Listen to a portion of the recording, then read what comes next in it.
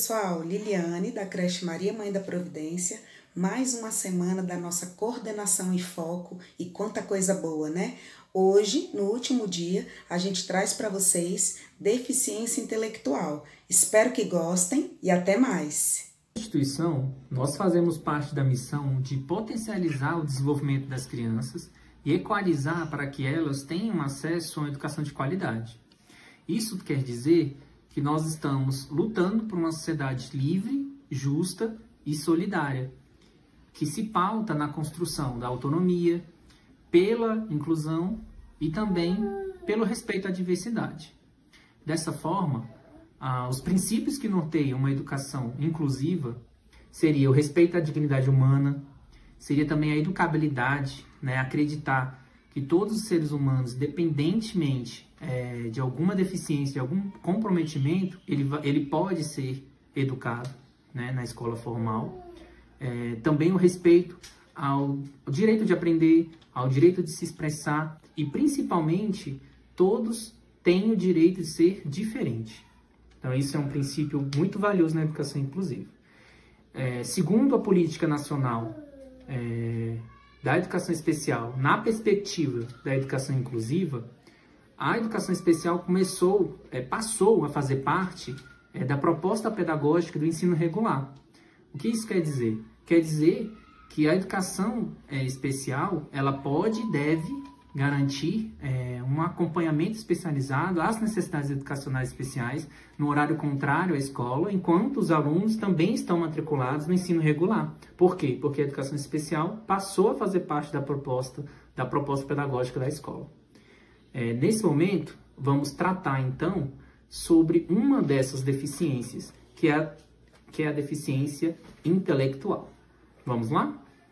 Apresentamos então a definição de deficiência intelectual, como sendo a incapacidade caracterizada por uma limitação importante no funcionamento intelectual, como também no comportamento adaptativo, que são aquelas que são expressas nas habilidades conceituais, sociais e práticas. E claro que essa incapacidade ela surge antes dos 18 anos de idade.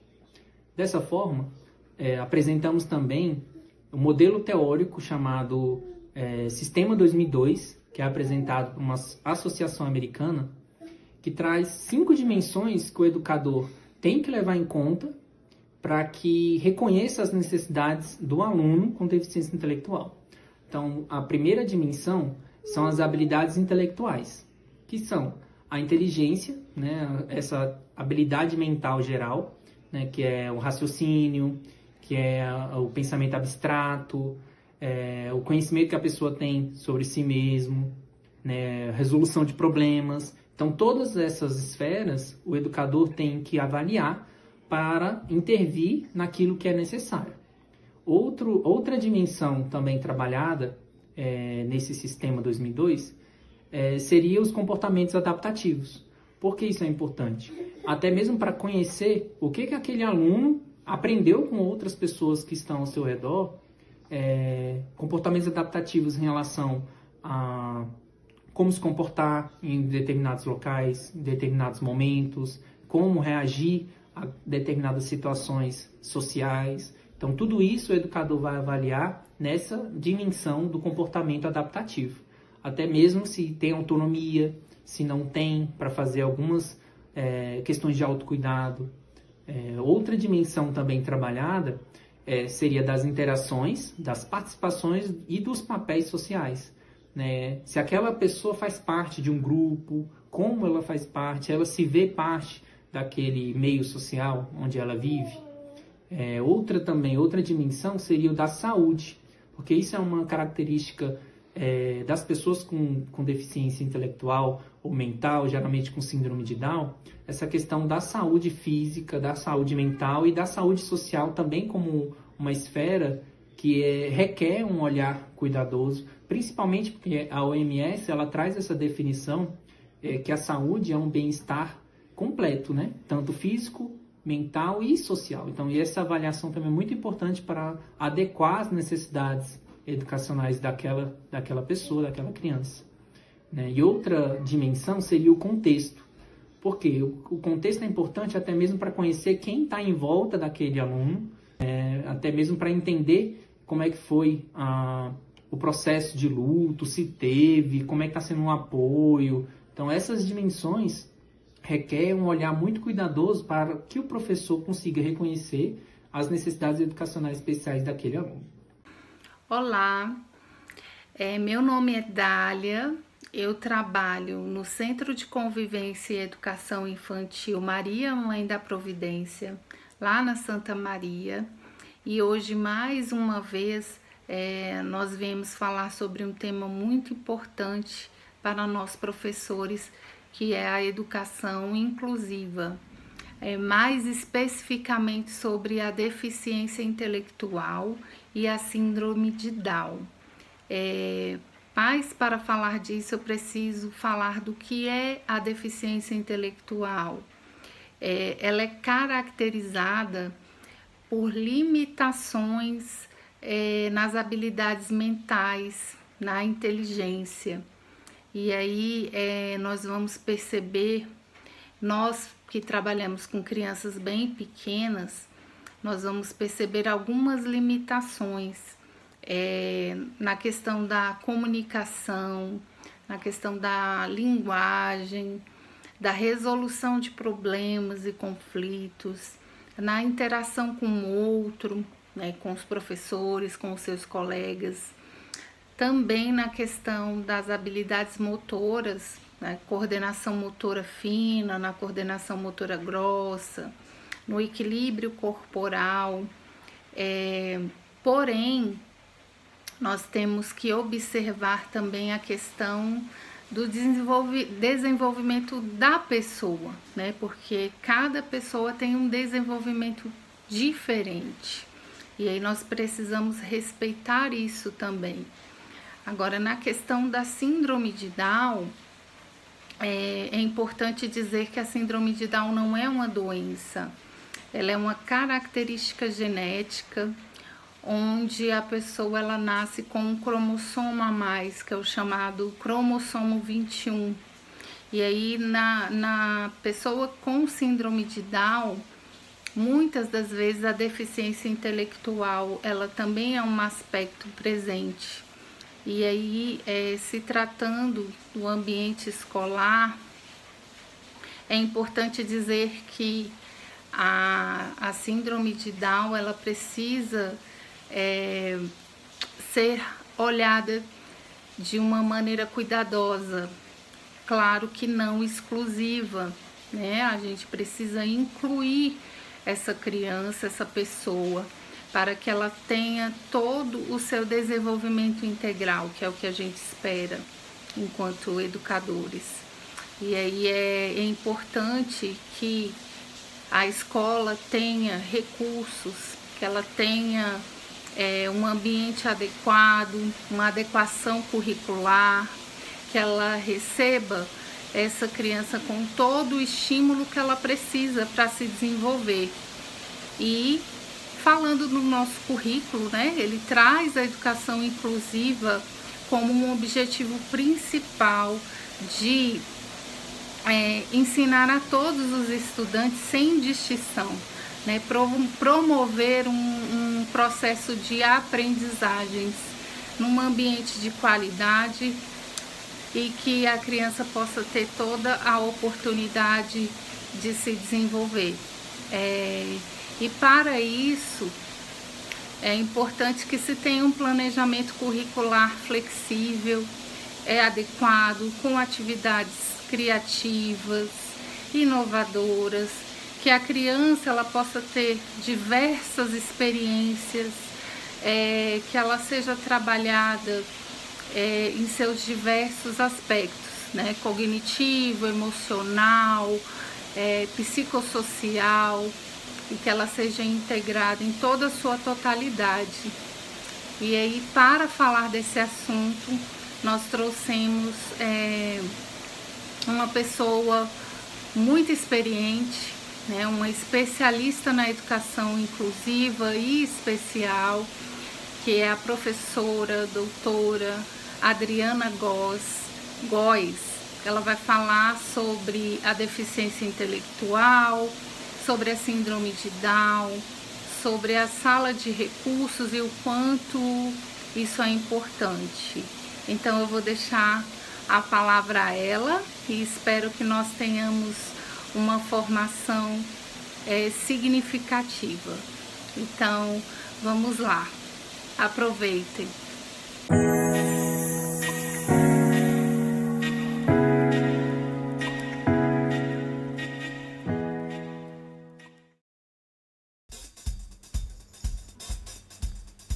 Oi! Boa noite. Boa noite! Quer que ajuda?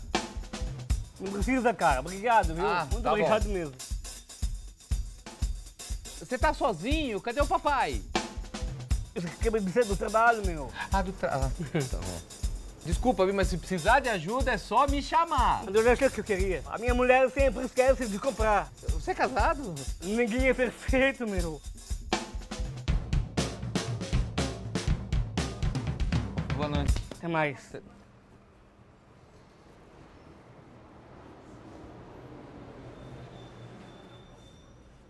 Oi, colegas. Primeiramente, quero agradecer, né, a oportunidade de estar aqui com vocês nesse momento de formação, falar da importância, né, da gente estar falando desses temas, né, da educação especial na perspectiva da educação inclusiva. A gente sabe que são temas que merecem, né, uma atenção especial. E me apresentar para vocês, eu me chamo Adriana, sou professora da Secretaria de Educação, né, do Distrito Federal há 29 anos. Atualmente eu estou lotada na Escola Classe 9 do Gama, sou do atendimento educacional especializado, né, da sala de recursos, que oferta atendimento aos nossos estudantes com deficiência e transtorno do espectro autista. Nessa minha trajetória, né, pela educação especial, eu já estive em outros setores da secretaria, na regional de ensino, né, como coordenadora intermediária, já estive na diretoria de educação especial por 2 vezes, né, num cargo de assessoramento técnico-pedagógico, e hoje em sala de aula, realizando atendimento. Me sinto muito à vontade para estar falando com vocês, que são meus colegas, né? Nós somos colegas, parceiros, e eu acho de suma importância esse momento que a gente tem de partilhar, refletir, compartilhar conhecimentos e experiências. Então, agradeço muito o convite, espero que a minha fala venha de encontro, né, ao que vocês estão querendo, né, a aprender um pouquinho, e leve vocês a gostar e pesquisar um pouquinho mais dessa área, que é uma área prazerosa de se trabalhar, é uma área que exige muita dedicação, mas que nos fornece ao mesmo tempo uma qualidade de vida, de profissionalismo enorme, que é lidar com as crianças com deficiência e com transtorno do espectro autista. Então, gente, para a gente iniciar, né, a nossa fala, né, eu queria lembrar vocês que a inteligência, né, do ser humano, ela é aquela capacidade que a gente tem de agir intencionalmente. Para quê? Para que a gente possa resolver problemas simples e problemas complexos, né?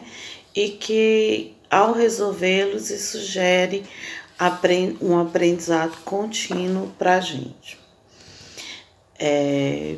Nesse funcionamento intelectual, né, que a gente tem, ele é um resultado de um mecanismo, né, de conexões neuronais que se sobrepõem hierarquicamente. Então, qualquer desequilíbrio né, nesse sistema que já é tão delicado, ele vai ocasionar um funcionamento, né, com consequente perdas de funções intelectuais, né?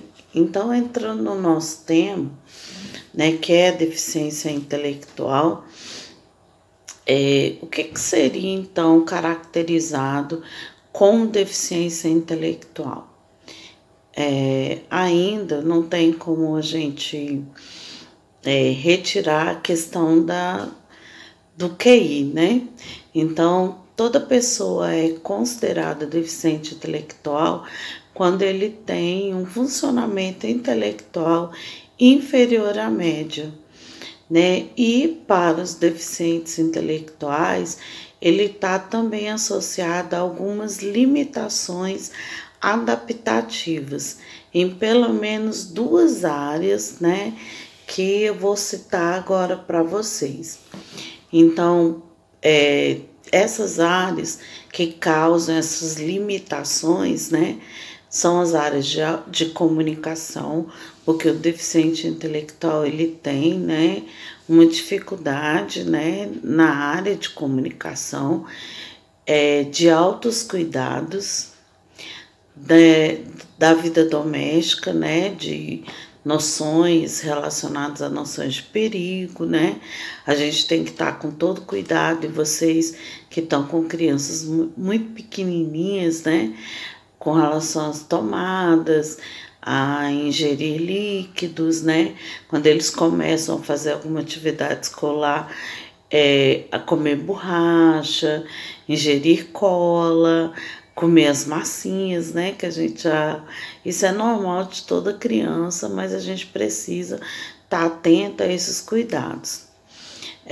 Habilidades sociais e interpessoais e o uso de alguns recursos, né, comunitários. Então, a deficiência intelectual, ela também é caracterizada por algumas questões acadêmicas, né, de dificuldades, né, acadêmicas, que a gente sabe que as crianças vão apresentar no decorrer da sua vida escolar. Isso vai influenciar, é claro, no trabalho, né, na saúde e na segurança dessas crianças, tá? Uma pessoa que apresente deficiência intelectual, a gente vai perceber, né, por algumas questões que nós vamos falar rapidamente, porque o foco é sobre a síndrome de Down, né, que me pediram para falar, mas não tem como tirar isso, porque a síndrome de Down, né, o nosso aluno com síndrome de Down, ele é caracterizado como um estudante com deficiência intelectual. Então, quando eles, para vocês, eles chegam aí muito pequenininhos. Então, vocês vão notar ou vão perceber só quando eles são sindrômicos, né? E aí sim, a criança, quando nasce com uma síndrome, já é muito característico, como a síndrome de Down, né? Já nasce com aquela característica. Então, logo ao nascer, que o obstetra, o pediatra já identifica essa característica, ele já encaminha para realizar o exame, que é o cariótipo, né? Esse exame é feito logo que o bebê nasce, e aí sim, com o resultado, caracteriza-se então a síndrome de Down. Mas alguns não são sindrômicos, né? São pessoas, são estudantes, são crianças que a gente vai perceber essa dificuldade, né, a deficiência intelectual ao longo da jornada acadêmica dessa criança.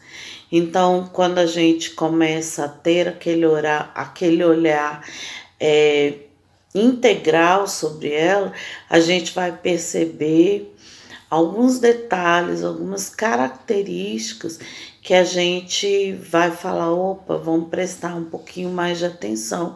E se essas características, elas vierem no decorrer do tempo, não melhorar, persistirem, mesmo após a gente ter mudado as nossas metodologias e as nossas estratégias, aí sim elas precisam ser trabalhadas com um pouquinho mais de intensidade e aí encaminhar para realmente fazer uma avaliação com profissionais habilitados, né? Então, essas características, elas estão ligadas, a gente começa a perceber muito quando a criança entra na escolarização formal, né, que a gente chama lá do processo de alfabetização mesmo, quando ele tem que consolidar esse processo de alfabetização que acontece lá nos anos iniciais, que eles demonstram a falta de interesse por algumas atividades, eles têm pouca interação, né, com os colegas e com a professora, ele vai apresentar uma dificuldade na sua coordenação motora fina, na coordenação motora grossa, ele vai ter dificuldades na apreensão de lápis, dos recursos mesmo que a gente usa em sala de aula, pincel, lápis, o lápis de cor, uma canetinha. Ele vai ter a coordenação motora dele prejudicada, grossa, né? Em habilidades de correr, pular, saltar. Ele vai apresentar dificuldades para identificar letras, ele vai misturar letras e números, né? Ainda, né, a fala dele, ele vai desenvolver, mas ainda não de uma maneira extremamente de uma maneira satisfatória. Ele vai apresentar algumas dificuldades na comunicação deles, né, em decorrência também da fala. Ele pode vir ou não apresentar alguma dificuldade em se adaptar aos ambientes, né, aos variados ambientes, né, que ele tem que frequentar. E a outra questão é quando a criança começa a esquecer demais, né, o que ele vem aprendendo. Você organiza sua aula, você planeja, você faz essa organização pedagógica toda, o aluno foi lá, naquele momento ele te respondeu. Mas se você voltar com ele no próxima aula, daqui a 2 aulas, ele fala assim, não, ele não vai lembrar. Então, esse é um critério que a gente também tem que estar bem atento, né, para poder fazer as intervenções. E se elas persistirem, sim, aí a criança ela tem que ser encaminhada, né, para eu não falo diagnóstico, porque o diagnóstico, ter um laudo na mão, ele não é o fim, né? Ele é o começo de uma perspectiva de trabalho que irá ser totalmente diferenciada para atender a especificidade daquele aluno que está necessitando naquele momento. Então, o que é a síndrome de Down, né? Quando se fala em síndrome de Down, se chama de trissomia, né? E por que isso? Porque a síndrome de Down ela é uma alteração genética, né? Por ser uma alteração genética, lá nos nossos cromossomos, nós temos um que é formado por um par, né? E a pessoa com síndrome de Down, ela tem um exemplar, né? O último exemplar dele, que nas pessoas, né, sem a síndrome formado por um par, na última ele é formado por 3 exemplares, daí vem o nome trissomia, né? E a síndrome de Down, a criança que nasce com síndrome de Down, ela apresenta alguns problemas de saúde que são associados, que são importantíssimos para a gente ter conhecimento. Por quê? Porque esses problemas de saúde, né, que essas crianças apresentam, elas acabam influenciando em alguns momentos nas nossas práticas e nas nossas questões pedagógicas também, né? Então, as crianças com síndrome de Down uma grande maioria elas vêm com problemas cardíacos congênitos, tem que fazer operação logo ao nascer, enquanto bebê ainda. Elas apresentam problemas respiratórios, problemas de refluxos, de otites constantes, apneia de sonos, disfunções da tireoide, por isso que o Down é gordinho, né? E a gente fala, nossa, que coisa linda, esse gordinho dá vontade de morder, de apertar, né? Mas, na verdade, eles têm uma disfunção da tireoide, que é preciso cuidar, né? É preciso cuidar dessa disfunção para que ela não gere problemas de saúde para esse nosso estudante posteriormente. E aí eles vêm com uma deficiência intelectual, que eu quero frisar que não é a mesma para todos, né? Nenhum Down é parecido com outro Down, da mesma forma que nenhum de nós somos parecidos, né? Nós não somos iguais, eles também não. Cada estudante, ele é único, então ele vem com essa deficiência intelectual que ela vai estar presente em diferentes graus. Uns são um pouco mais leves, né? Outros não, mas que estão presentes sim. A gente tem que atentar para algumas coisas no Down que a gente não atenta, né, com relação às características e que influenciam muito na organização do nosso trabalho pedagógico, que está relacionado principalmente à fala. Então, quando você olha uma criança com síndrome de Down, primeiro você vai perceber que ela tem os olhinhos puxados, né, e ela tem uma preguinha no canto interno.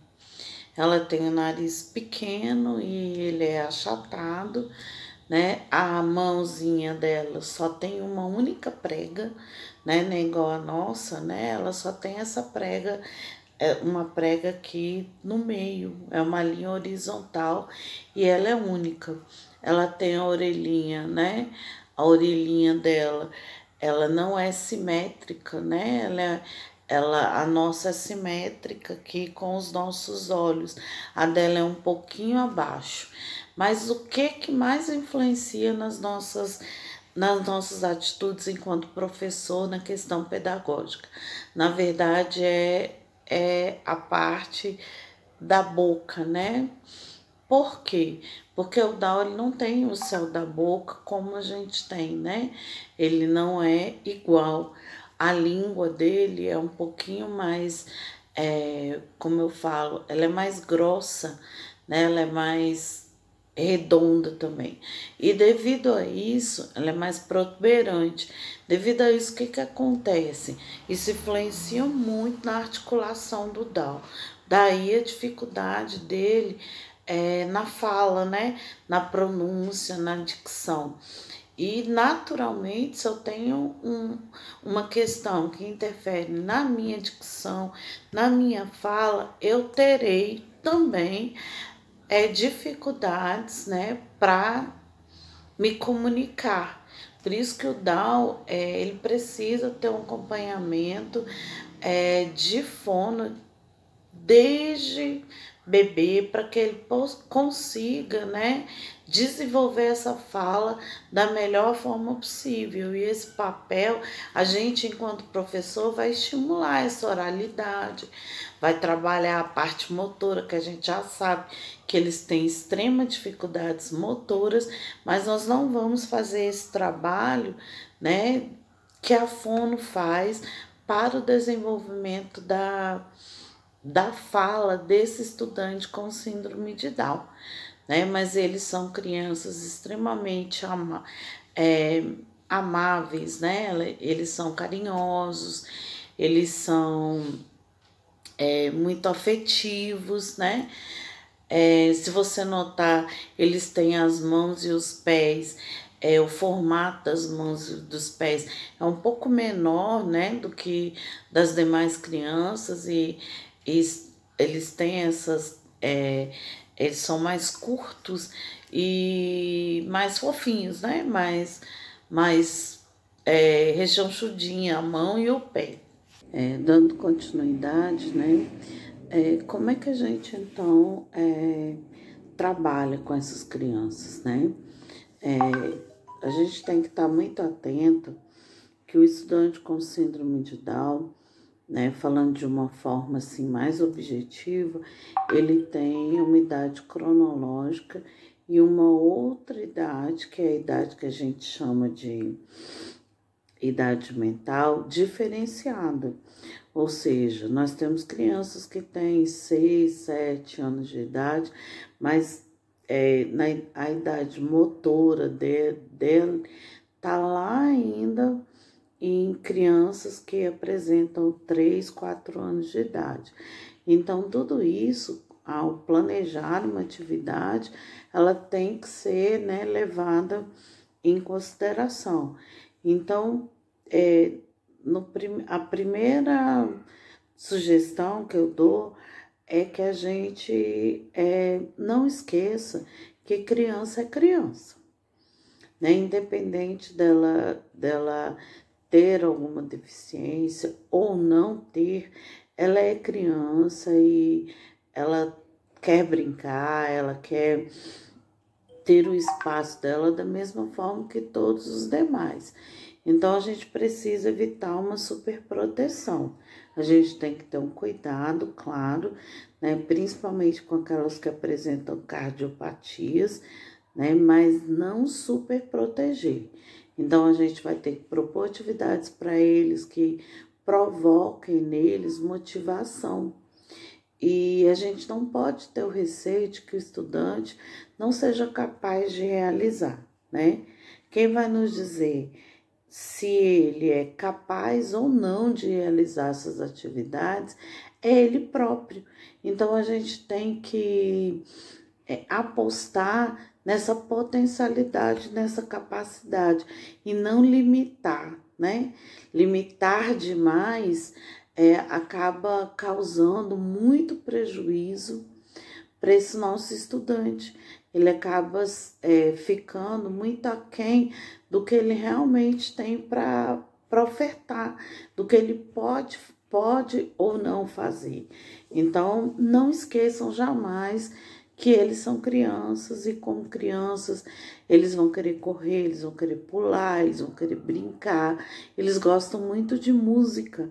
Então, qualquer atividade que seja ofertada, que esteja relacionada à música, à dança, eles gostam demais de se envolver, né? Eles têm, é engraçado que eles têm dificuldades motoras, mas para a dança eles têm uma facilidade muito grande para dançar. Então, esses alunos, como qualquer outro aluno nosso, ele tem que ser desafiado o tempo inteiro. A gente precisa proporcionar para esses alunos independência. Nesse período que eles estão com vocês, é um período que a família, ela está saindo de um espaço, né, de luto ainda, porque você, ao nascer, atualmente a gente tem como ficar sabendo bem antes, né, se logo no início, lá pelos 6 meses de gestação, ou mesmo antes, se tem probabilidade de depois ter a certeza antes do nascimento se a criança, né, vai ter ou não síndrome de Down. Só que assim, mesmo assim, você não está preparado ainda. Então tem toda uma fase de luto e geralmente tem essa superproteção. E a gente, enquanto educador, né, desde o espaço que vocês estão, a gente tem que proporcionar a essas crianças autonomia, né? Elas têm que ganhar autonomia para realizar pequenas coisas, né, diárias do cotidiano deles, sem precisar estar sempre recorrendo. A gente tem que trabalhar bastante as questões de noções de perigo com eles, né? Como com todos, mas a questão de tomadas, de choques, de ingerir líquidos, né, que não são próprios. Então, isso são atividades que a gente vai ter que estar desenvolvendo o tempo inteiro. Por eles terem um problema muito grande de fala, então toda atividade que envolver oralidade, né, já que eles gostam tanto de música, vamos utilizar a música para desenvolver a oralidade dessas crianças, né, para que elas possam cantar, para que elas, dentro do que é possível delas, né, porque como vocês pegam elas muito pequenininhas, elas ainda estão naquele processo inicial de atendimento pela parte de fono, e inclusive sugerir muito às mães que levem, né, para fono, porque é um atendimento que é extremamente necessário para essa criança no decorrer da vida dela praticamente, né, inteira. Essas crianças precisam que as instruções, os comandos que a gente dê para elas sejam muito claros, muito objetivos, muito precisos. Eles precisam que eles sejam repetidos inúmeras vezes, né, para que eles possam alcançar, né, compreender, entender o que está sendo pedido deles. A gente tem que ter um processo de motivação, sempre valorizar cada conquista, cada acerto, cada vitória que esses alunos apresentem, né, para que eles possam se sentir motivados a estarem, né, desenvolvendo as autonomias, né. Quando for dar uma instrução, tem que lembrar que a gente só pode dar uma instrução por vez para o aluno, para que ele não sinta que não consegue, ou ele não consiga compreender, tá? No mais, gente, todas as atividades que vocês desenvolvem com os demais alunos, né, que a gente fala regulares, né, eu não gosto de usar expressões ditas normais, porque ninguém é normal, nós também não somos. Então, podem ser efetuadas com ele, sim. Podem ser ofertadas para ele, sim. É a gente aprender a enxergar aquele aluno dentro da integralidade que ele tem e observar, né, quais são as habilidades e as potencialidades que ele tem e planejar ações em cima delas. E no mais, gente, ter o que eu chamo de acessibilidade atitudinal, que isso, pra gente que é educador, é tudo, né? Para trabalhar com qualquer aluno com deficiência, a primeira coisa que a gente precisa ter é a acessibilidade atitudinal, é ter um vínculo com esse aluno, construir esse vínculo de respeito, de acolhida, de amor, que ele se sinta próximo a gente. Isso já é metade do caminho andado, né? Eu agradeço e espero ter contribuído com vocês, né, com a fala. 20 minutos é muito pouco para a gente explanar. Eu queria ter um pouquinho mais de tempo com slides, com vídeos, mas o formato da formação de vocês é diferenciado, mas eu me proponho, num outro momento, estar um pouquinho mais próximo de vocês para a gente poder concluir essa fala. Muito obrigada, agradeço a oportunidade.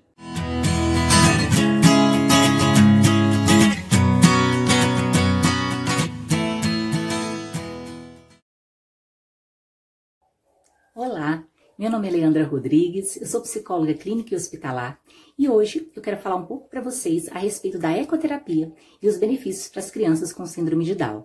E aí eu vou iniciar explicando o que é a ecoterapia.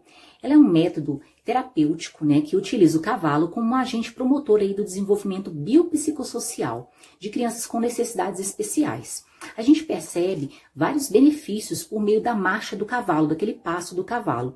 E aí, em especial para as crianças com síndrome de Down, que tem uma questão, né, de um tônus muscular mais enfraquecido, vamos dizer assim, a gente percebe a ecoterapia, esses movimentos da marcha do cavalo, do passo do cavalo, né, da importância ali de manter o tronco ereto, do equilíbrio ajuda a proporcionar, né, um tônus muscular mais fortalecido. E a ecoterapia também ajuda extremamente na questão do equilíbrio, do relaxamento, também nessa questão aí da conscientização a respeito do próprio corpo e do aperfeiçoamento da coordenação motora. A ANDE, que é a Associação Nacional de Ecoterapia do Brasil, eles pensaram muito nessa questão de não deixar a ecoterapia de uma forma elitizada, né?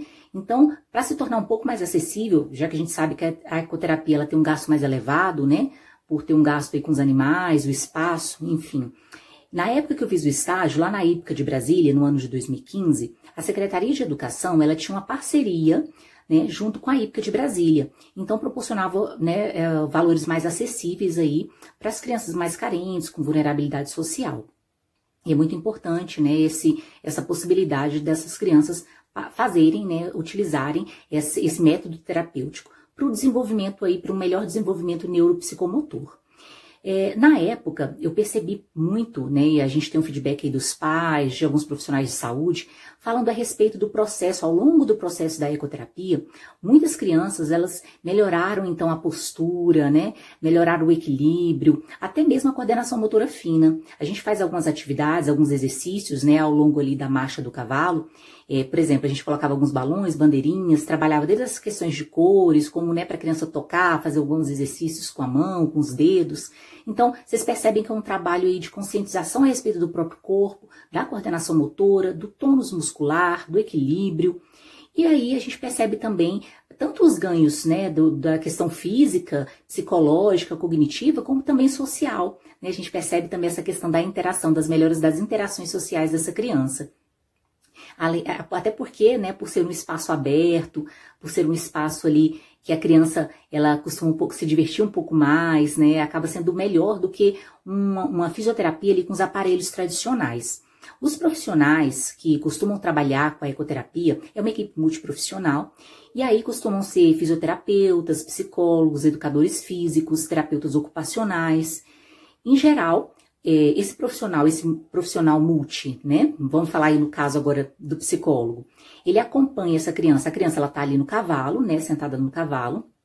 E aí o profissional, ele tá ao lado, né? Ele vai ficando ali ao lado da criança, né? Segurando ali, ajudando nesses movimentos, ajudando a manter a coluna ereta, essa questão do equilíbrio.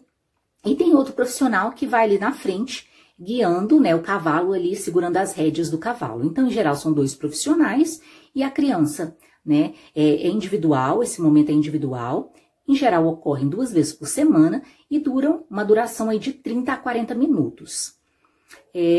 Como eu falei para vocês, né, nesse período em 2015 existia essa parceria. Hoje eu não sei, posso até verificar e depois dar mais informações para vocês, mas sei que ainda existem várias outras hípicas, né, vários outros centros de ecoterapia aqui em Brasília que tem essa parceria com a ANDE e que proporciona valores um pouco mais sociais, vamos dizer assim.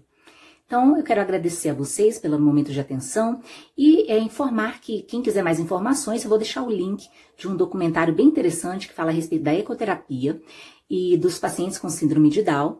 E desejo uma boa semana a todos.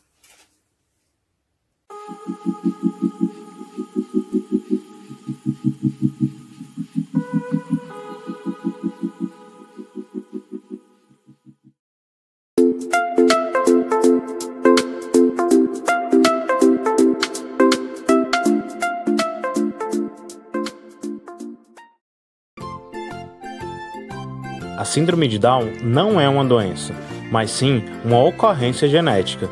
Ocorre quando, ao invés da pessoa nascer com 2 cópias do cromossomo 21, ela nasce com 3 cópias, ou seja, um cromossomo número 21 a mais em todas as células. Respeite e saiba se referir.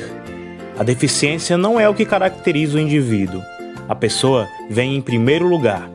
Faça referência sempre à pessoa em primeiro lugar, e não à sua condição. Não trate as pessoas como incapazes.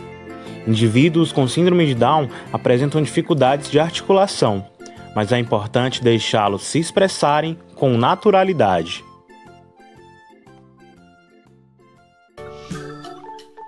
Pessoas com síndrome de Down não são todas iguais.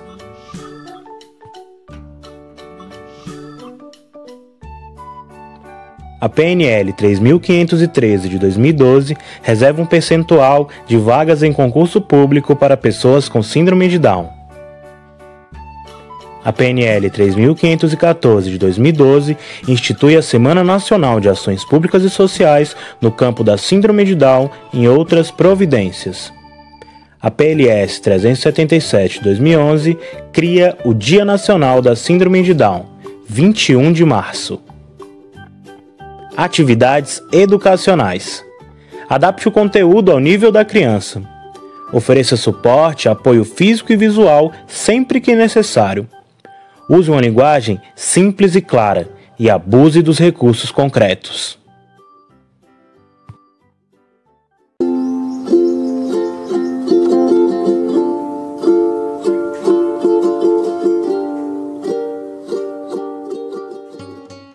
Pode vir devagarzinho. Devagarzinho, não pode deixar cair. Eita! Vem! Ei, ganharam! Vai lá, monta, papai. Que nome é esse? Qual é esse aí? Esse é quadrado? Isso, quadrado.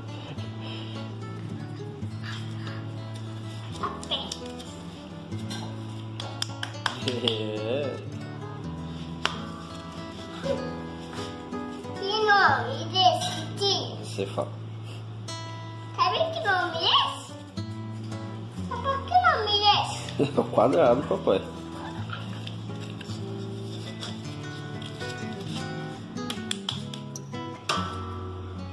E esse? Então, que nome é esse agora?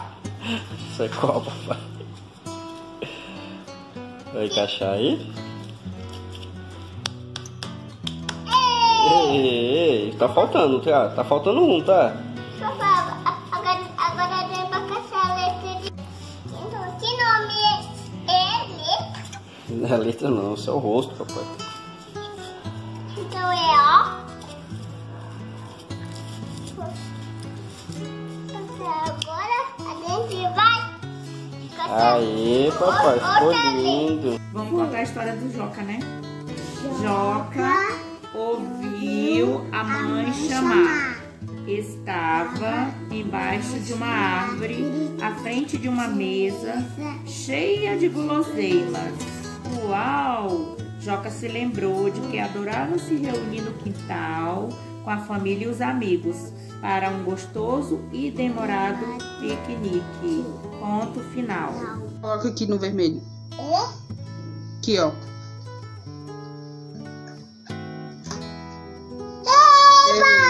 Coloca esse aqui no verde. Aqui, ó. Aí, coloca esse aqui no amarelo. Aqui, ó. Assim, filho. Coloca no azul. Coloca esse aqui no azul, aqui, ó.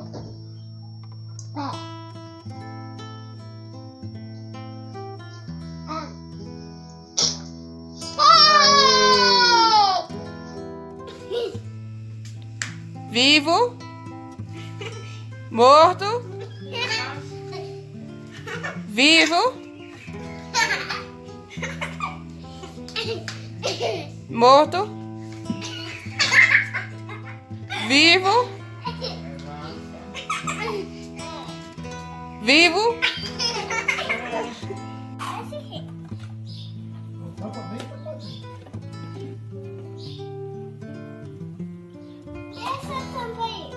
Essa é de qual? Mas tá errado.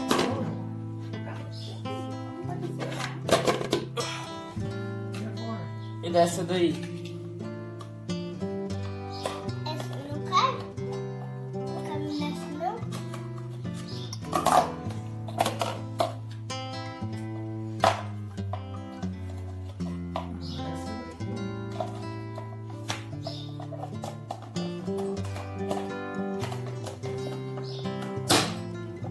E a outra? Essa aqui.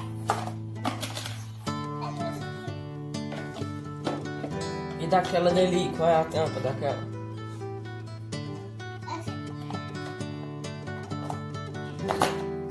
Aê! Parabéns! Opa, olha aqui. Venha. Pegando a bola verde. Eu vou seguir. Pegando a bola azul. Palmas pra Agatha. De novo. Uhul! Agora sim. A Agatha conseguiu? Sim. Eba. Agora. Pegando a bola verde. Pegando a bola preta. Fala preto. A bola preta. Bola verde.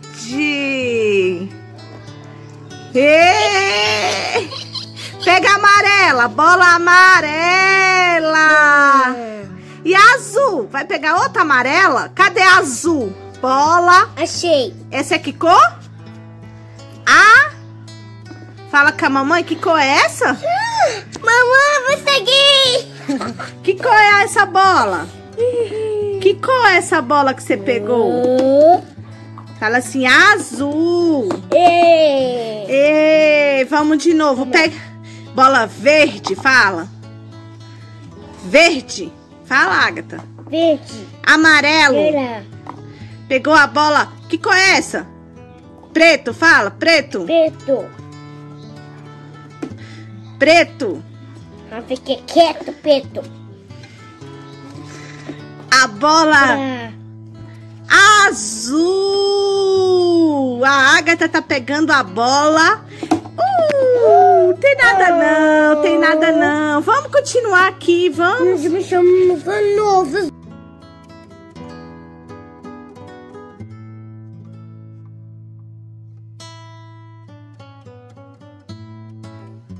Mais o 4.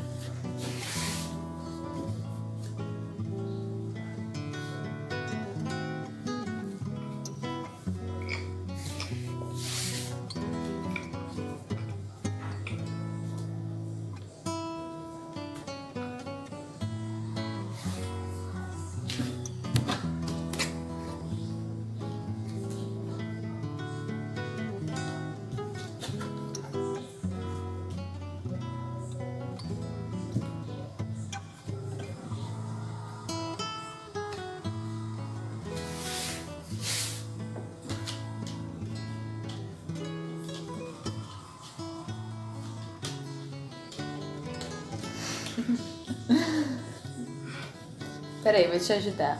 Vem com calma, assim, vai. Vai, Gui.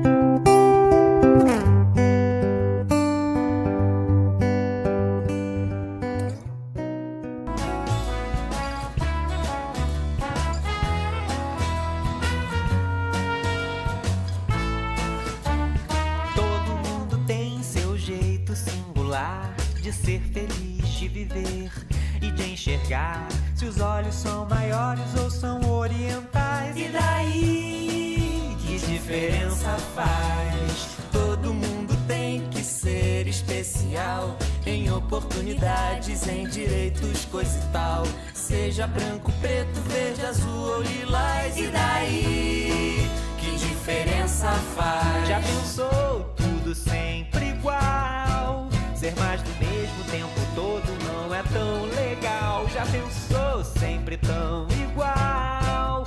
Tá na hora de ir em frente. Ser diferente é normal. Ser diferente é normal. Ser diferente é normal. Ser diferente é normal. Ser diferente é normal.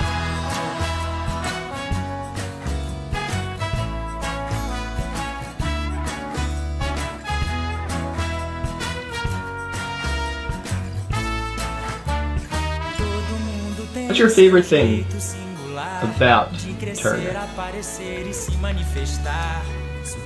he's my brother.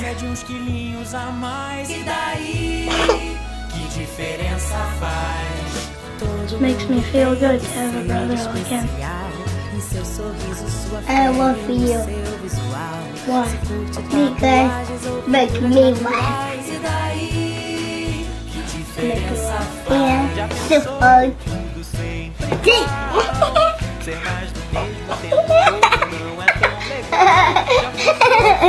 He is the best laugh in the world.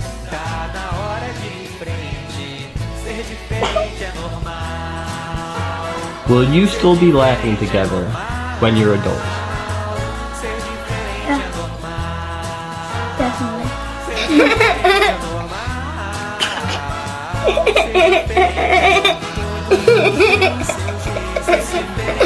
We're doing it a lot now, but I'm pretty sure we're going to do it in the future. At least.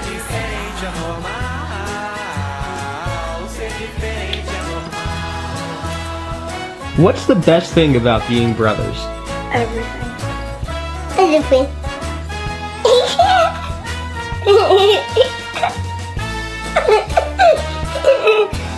Do you two ever argue? Yes. What do you argue about? I love to tackle him. And I will tell him I beat him and when he was. Who wins the fights? He says he does every time. My best friend, I tackle him, I beat him, me won.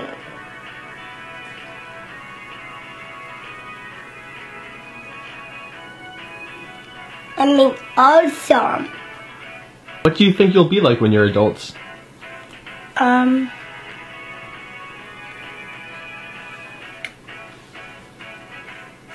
Kind and loving.